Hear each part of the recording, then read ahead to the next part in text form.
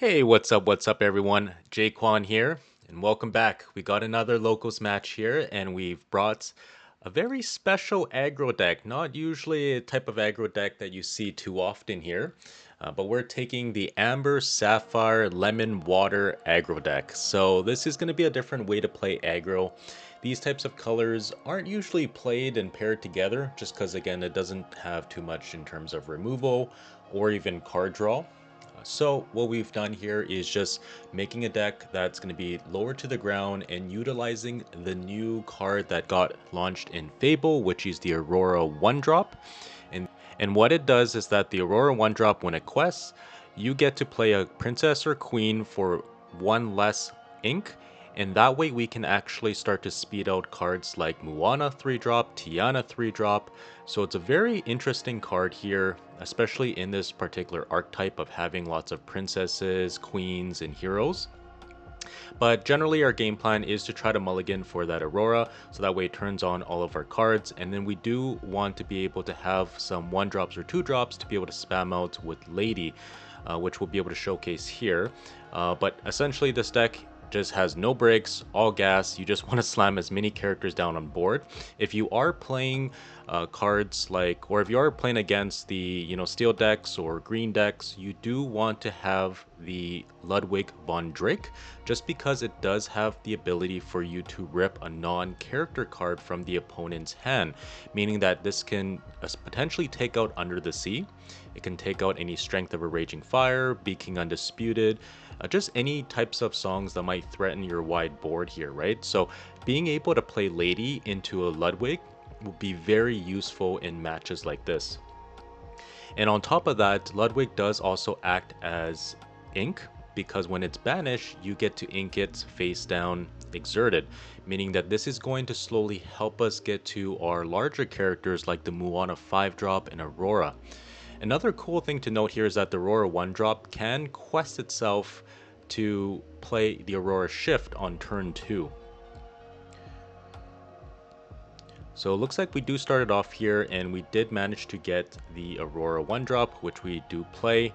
Now this deck also has a really good aggro option if you do manage to get out 3 Daisy Ducks by turn 2.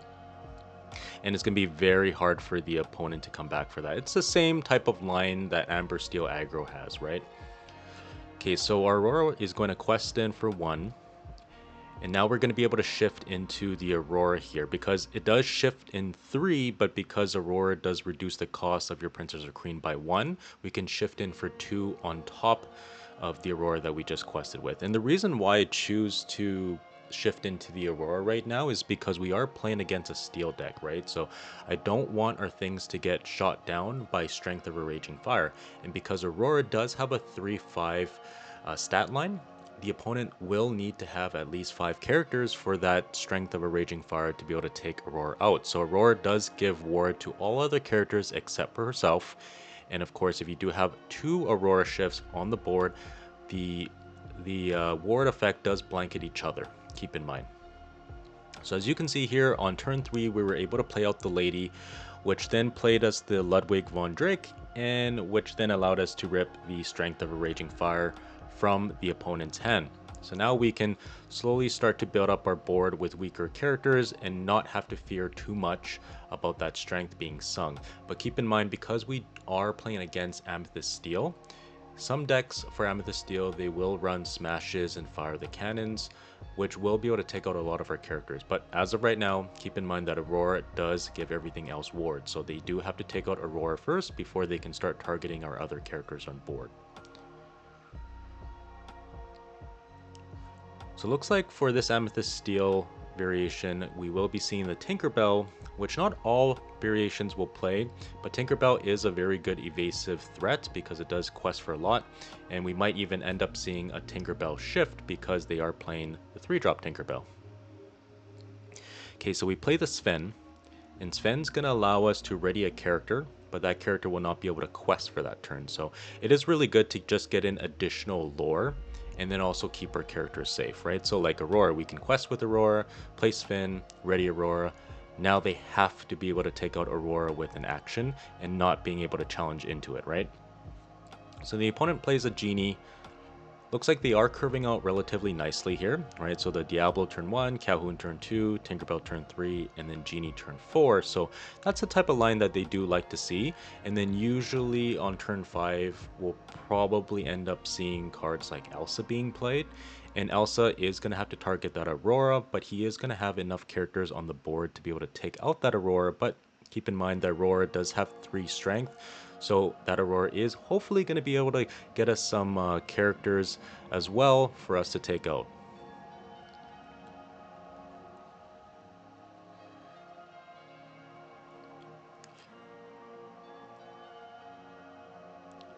So we are going to play another Aurora. So like I mentioned earlier, double Auroras will blanket each other. So meaning that both of our Auroras will have ward now. So practically our board is uninteractable unless we of course have readied characters or exerted characters I should say for the opponent to challenge in. But as long as we can keep both of our Auroras readied and saving it until we really need to quest in for a game, that should be able to win us the game here. So we'll see how this pans out.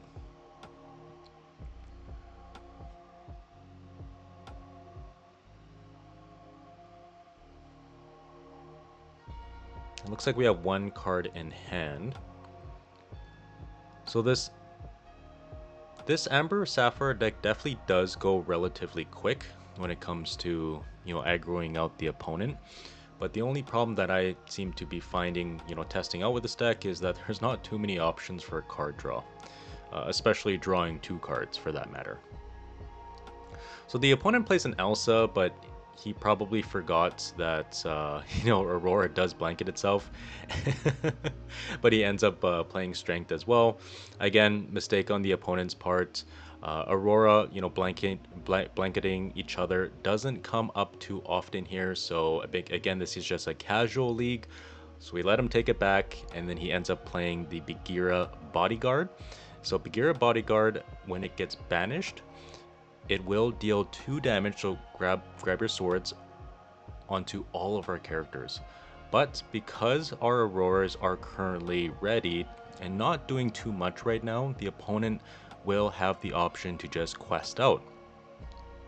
So now they're going to make us so that way we have to actually do something with the Auroras to be able to stop him from winning the game. Because right now, Bagheera quest for 2, Genie quest for 2, Tinkerbell quest for 2, and the Diablo quest for 1. That's a total of 7 lore, right? Taking him to 19 on the following turn. And if we're not careful, we could lose from the, I believe it was the White Lotus or White Flower, or even a Cobra Breen drop down, right? So there's a ton of ways for the opponent to just get that final lore to just win the game. So we have to react to his board as of right now.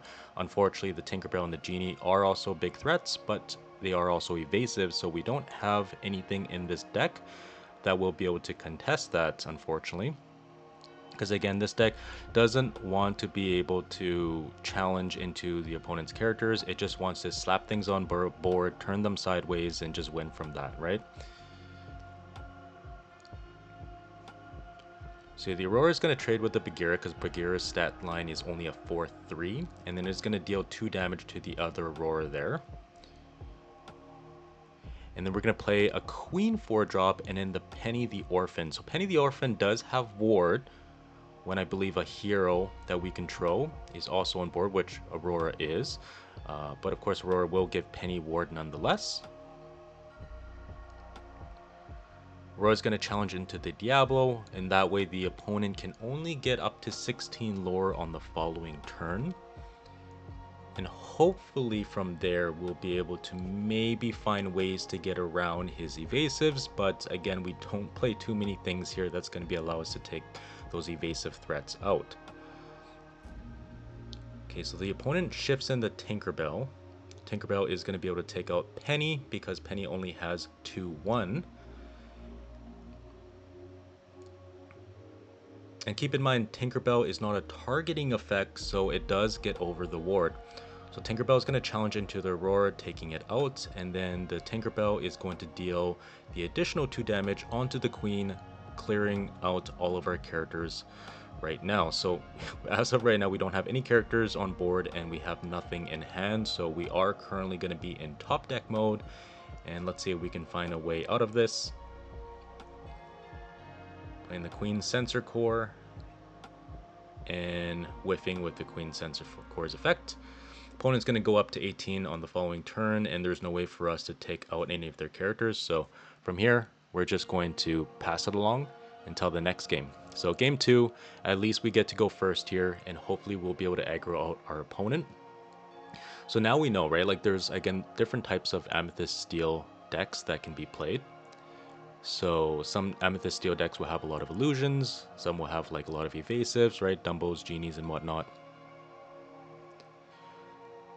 This one in particular looks to have a mix of evasives, but also looks to have some other spicy techs as well, right, in terms of Tinkerbell. So being able to combat, mid-game, taking out a lot of the aggro threats, because one of the bigger aggro decks out right now, aside from Amber Steel, is going to be the new, I guess you could say the dog deck. You can't really call it Turnidogs anymore, just because, there's no more Turnabog.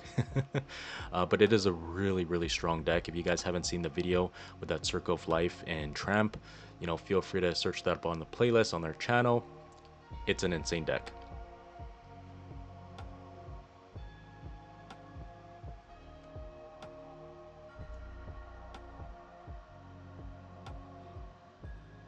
Now I'm wondering as well, is that with this particular matchup, yes, getting Aurora shift out on turn 2 was the play that I was thinking, because it helps us with, not having any of our characters targeted.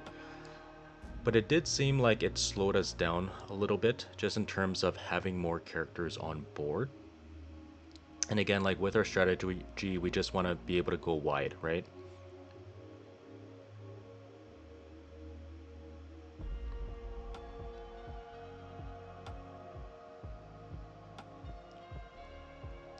So now, since we know that we are playing against Amethyst Steel, we are going to try to find daisies over the Auroras, just because we do want to have the daisies quest out very early for that 2 lore.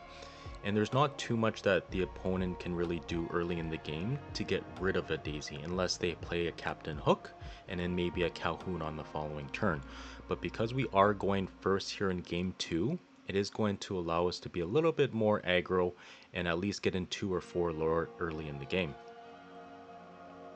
And then from there, hopefully we'll be able to put out 2 more characters on turn 2, and then following up with a lady for an additional 2 characters on board. Alright, so based off of this here, it looks like we did find the Aurora. I think we found 2 Auroras. Another cool thing to note is that Aurora can use its ability to play another Aurora 1-drop for free.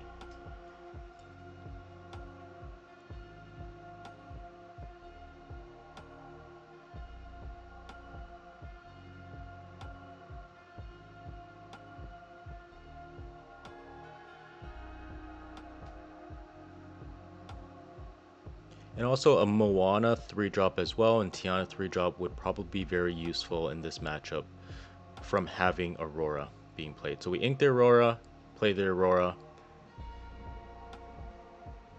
Having a second Aurora 1-drop being played next turn for free even isn't going to help us too much, because again, it is quite weak in terms of its stats. It can easily be taken out by a lot of their characters, and it's not going to quest for more than 1. So we do decide just to ink that. Opponent plays the Diablo, so luckily for us, he did not play any Captain Hooks. Diablo is going to have 0 strength, so we are going to quest freely without worrying about any of our characters being challenged in.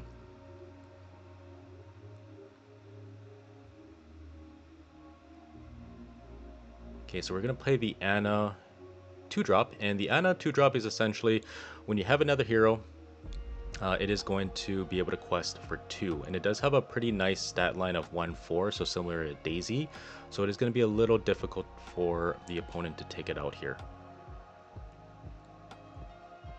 Interesting, so the opponent plays a Cusco, so Cusco has the exact same ability as Diablo, where if it gets banished, they draw a card. Luckily for us, the Cusco and Diablo won't do too much to our board here just because of their low strength.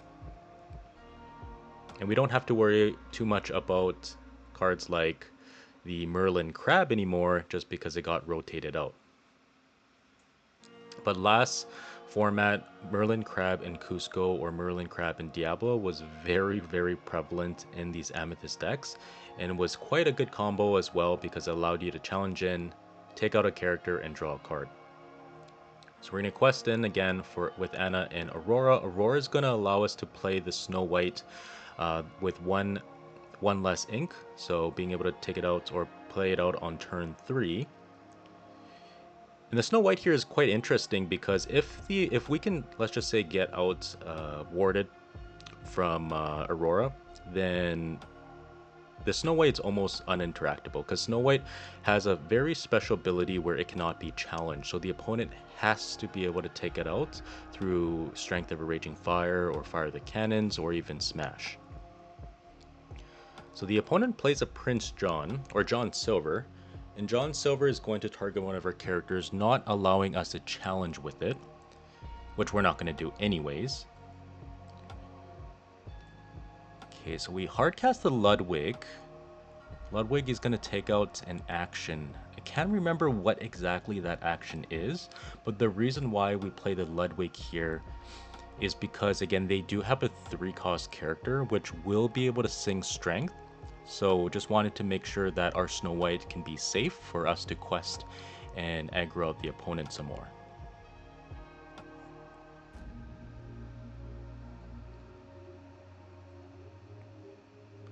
Okay, so Snow White and Anna is going to quest for 4, taking us to 8. Aurora is going to quest, taking us to 9. We're going to Inka Moana, and we're going to play Hiram Flaversham. So Hiram Flaversham is a very hyper aggro card. It's a 2-cost 0/2, but quest for 3. So very, very fast character, but it is, of course, quite fragile. But it's definitely very useful, especially since we have a very wide board like this. Opponent plays Dolores Madrigal, and the ability for Dolores is that if we control an exerted character, they get to draw 1 card. So it's very similar, you know, for those 4 drops in Amethyst decks. You have Dolores Madrigal drawing you a card, you have Treasure Guardian drawing you a card if you control an illusion, and then you also have Genie drawing you a card as well. And in this way, it ensures that they just can keep up resources and hopefully play out cards like, you know, Belle, Accomplished Mystic, or even Elsa to be able to target a lot of our characters. So as of right now, the opponent can either choose Aurora or Anna to challenge, but keep in mind the Snow White will be unchallengeable.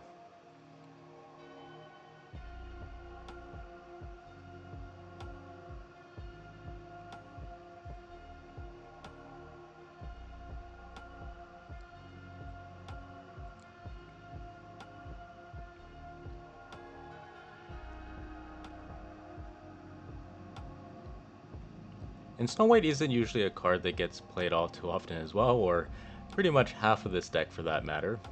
So opponents not too familiar with the Snow White ability. But of course, Snow White being a 4-cost is going to be, you know, it has to be quite good, right? So John Silver challenges into Aurora, and we still have quite a bit of characters here that can do some damage. Questing for 1, 2, 3, 4, 5, 6, 7, 8, taking us all the way to 17.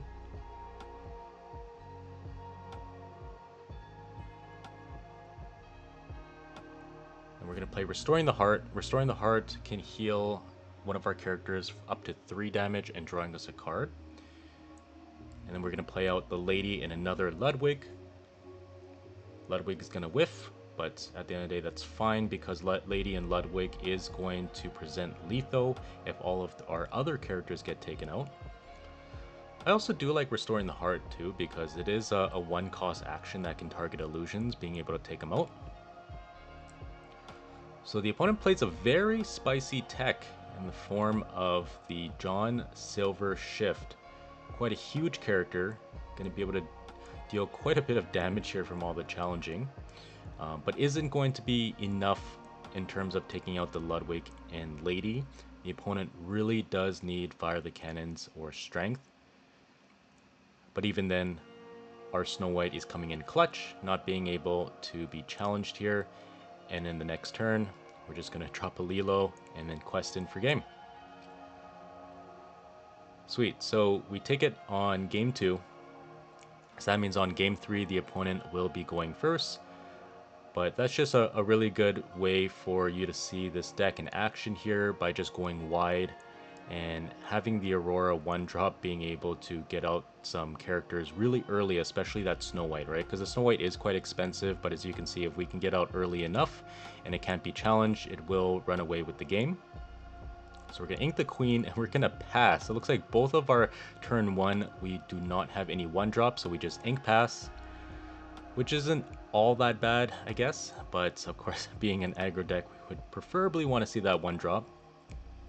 Okay, so the opponent plays an Archimedes, and Archimedes, I believe, is if it gets targeted by an action or ability, the opponent gets to draw 1 card. So very interesting Archimedes there. Ink the Aurora, playing the Anna, which is quite good because next turn if we can get out a hero, which is probably going to be Lady, that Anna's going to quest for 2. Okay, so John Silver's going to come in, making sure that Anna cannot challenge. But again, we are playing a hyper aggro deck, so we're not challenging anyways. Can ink another Aurora Shift, and we're going to play out the Lady, and playing the Ludwig again. So Ludwig just coming in clutch every turn, or every game. Unfortunately, Ludwig will whiff, but at least we get peace of mind seeing the opponent's hand and knowing what exactly is going to be coming down in the future. And like I mentioned, because we control a hero in the form of Lady, that Anna will quest for 2. But he does have John Silver and Archimedes, which could take out the Anna. Nice, okay, so he ships in an Archimedes, which is evasive, and I believe it's Challenger 3. So it can be quite strong. And then also won't be able to interact with it just because we don't have any evasive threats in our deck. But he will be able to one-shot the Anna there. I'm not too sure why the opponent didn't quest, because we don't have too much that we would want to do in terms of taking it out with our characters. But of course, earlier in the game with Ludwig, we did see a John Silver shift. So that could also be a possibility. Again, Amber Sapphire isn't a deck that is being ran so much, which gives us an edge of the opponent not knowing what exactly we play. So he better rather be safe than sorry, and that's the reason why that he probably didn't quest with the John Silver there. Okay, so we're gonna ink the Anna. I'm gonna play out the Minnie Mouse. So Minnie Mouse is going to be especially helpful here because we can tap the Minnie Mouse or exert it and banish a character with 5 strength or more. So this means that once the John Silver shift comes down, if it does, Minnie Mouse will be able to take it out in one go. So Ludwig is going to quest. We don't really care too much about Ludwig being banished because it will ink us on the following turn as well. And we're just going to save the Lady here because Lady is not going to be very good against that John Silver. That is going to be able to take it out very nicely, and then John Silver is still going to live from that challenge.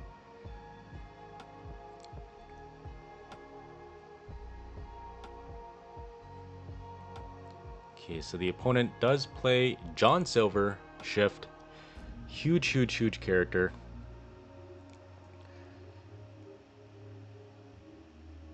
But luckily for us, we do have the Minnie Mouse, which will be able to take out a character with 5 strength or more. So very useful, especially if you're combining cards with support, because support will be able to give your opponent's characters more strength for Minnie to be able to take out as well. So it's practically the same thing as you know, having the world's greatest criminal mind.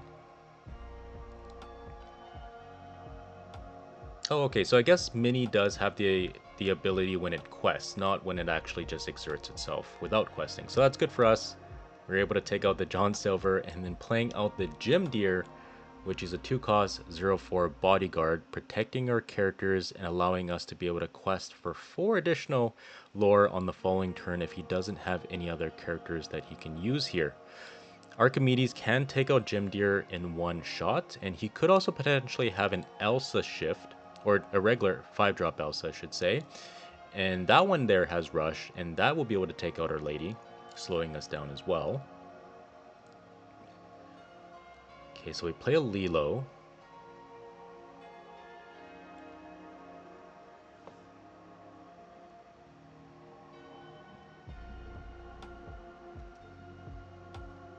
But it does look like the opponent lost quite a bit of tempo from the John Silver being banished there. So Elsa's going to come down, exerts the Lilo. Archimedes is going to take out the Jim Deer, and Elsa's going to take out the Lady.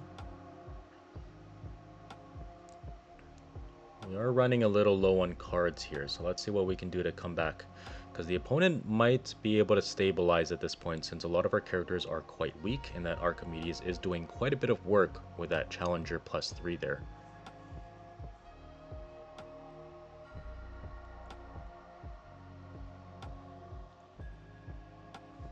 So play a Moana 5-drop, and Moana is when it quests, you can ready your other princess characters, and then they can't quest for the rest of the turn. So this would potentially allow us to save some of our characters without having them being challenged in, and maybe coming back from being able to have enough characters being built up again and questing all in one go. Okay, so the opponent plays a Lawrence. Does have quite a bit of strength, having 4 strength when it doesn't have any damage on there. Elsa's going to challenge into the Lilo. Archimedes is going to quest for 2. And opponent passes turn. I'm going to draw. Now keep in mind that if we did choose to use Lilo, we do have to do it before a draw. And we also have to pay 2 ink for it. But we had the Anna 4-drop, which will gain additional lore because we have heroes. Moana's going to quest for 3, which is huge. Minnie's going to quest, and then the Moana is also going to ready the Minnie, protecting it from being challenged.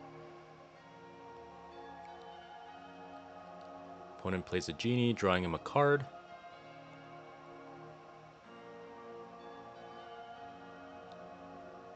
And he plays out the Tinkerbell. It does look like at this point the opponent should be able to stabilize from here, but we are pretty high up on the lore, so we could potentially still win this. Archimedes and Elsa challenged into the Moana, being able to take it out. Lawrence quest for 2. As of right now, we only have 5 lore on board,